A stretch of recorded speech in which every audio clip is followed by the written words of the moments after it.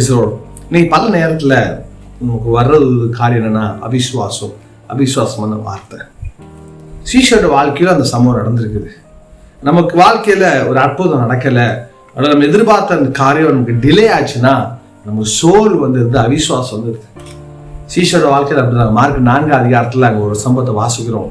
இயேசு சீஷரில் படகுல போயிட்டு இருக்கிறாங்க. அப்போ பயங்கர காத்தடிக்குது, பைபிள் வாசிக்கிறோம். அந்த படகு மூழ்கத்தக்க அதில் அலைகள் மேல் மோதிட்டு. உடனே சீஷரை எழுப்பி ஆண்டவர் பார்த்து சொல்றாங்க, நாங்கள் மடிந்து போது கவலை இல்லையா? யோசிச்சு பாருங்க, ஒருவேளை அங்க எல்லாரும் தான் மடிஞ்சு போகணும், இயேசுவும் சேர்ந்து தான் இறந்து போயிருக்கணும். ஆண்டவர் என்ன நினைச்சா தெரியுமா? இவங்க எழுந்து காற்று கடலை அர்த்தம் நினைச்சாரு.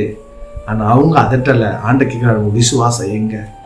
இந்த நிகழ்ச்சியை பார்க்குங்க வாழ்க்கை கூட ஆண்ட சொல்றாரு, உன் வாழ்க்கை அற்புதம் டிலே ஆகும்போது உன் விசுவாசம் எங்க? நான் சொல்றேங்க, உன் வாழ்க்கையில எத்தனை பிரச்சனை வந்தாலும் விசுவாசத்துல உறுதியா நில்லுங்க, அவிசுவாசப்படாதீங்க. பல நேரங்கள் அவிசுவாசப்படும் போது தேவன் கடைசியில் நமக்கு அற்புதம் செய்கிறார். ஆனா அது ஆண்டு அதிகமாக விரும்ப மாட்டார். விசுவாசம் உறுதியா இருந்து பாருங்க. என்ன பிரச்சனை வந்தாலும் என் தேவனுக்கு அற்புதம் செய்வார். விசுவாசம் உறுதியா இருந்து பாருங்க, அவர் உனக்கு அற்புதம் செய்வார். God bless you.